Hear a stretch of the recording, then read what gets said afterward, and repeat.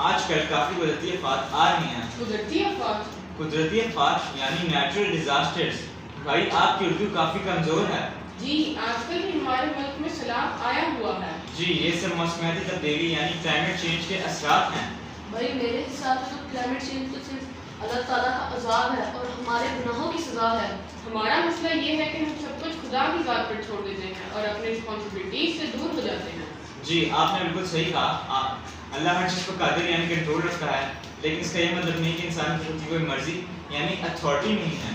भाई मेरा तो यही मानना है कि सब कुछ अल्लाह ही करता है। ये बात ठीक है, लेकिन क्लाइमेट चेंज एक हकीकत है।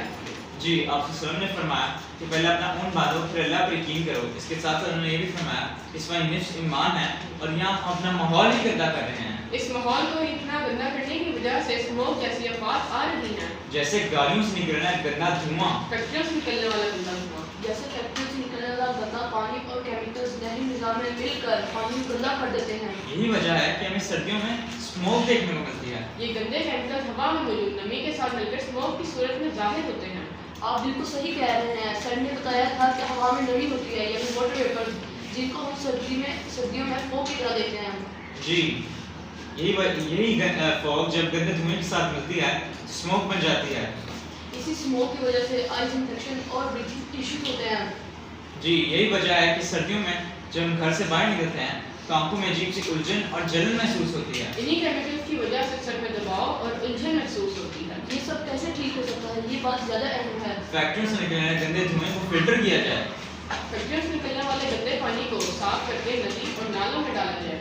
फैक्ट्री से निकलने वाले गंदे पानी में हैवी मेटल्स होते हैं, जिनको अगर हम सब्जियां उगाने के लिए इस्तेमाल करेंगे तो सब्जियों में भी हैवी मेटल्स आ जाएंगे, जिनसे स्किन एलर्जी और कैंसर तक हो सकता है। जी, और हमें चाहिए कि हम ग्रीन एनर्जी का इस्तेमाल करें।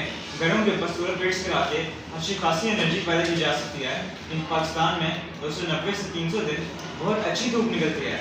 ग्रीन एनर्जी हमारी ज़रूरियात को ज़रूर पूरा करती है, लेकिन कोयले और तेल को जलाने की वजह से हमारा माहौल गंदा होता है, स्मोक जैसी आफात आती है। CO2 गैस को कम करने के लिए हम दरख्त लगा सकते हैं, क्योंकि दरख्त CO2 गैस को जल्द कर लेते हैं अपने इस्तेमाल के लिए। असल में CO2 गैस की वजह है कि हमारी ज़मीन का दर्जा हरारत इतना ज़्यादा हो रहा है, क्योंकि CO2 गैस सूरज से आने वाली शुआओं को जज़्ब कर लेती है, इसकी वजह से ज़मीन गर्म होती जा रही है। CO2 गैस हमारे माहौल को गर्म करती है, लेकिन अगर इसकी मिकदार ज़्यादा हो जाए तो ये हमारे माहौल को हद से ज़्यादा गर्म कर सकती है। जी, कानून साजी की जाए और इस पर अमल किया जाए। हुकूमत और आवाम को चाहिए कि साथ मिलकर काम करे और माहौल को साफ बनाए। ग्लोबल वार्मिंग को कम करने के लिए हम सबको मिलकर काम करना पड़ेगा।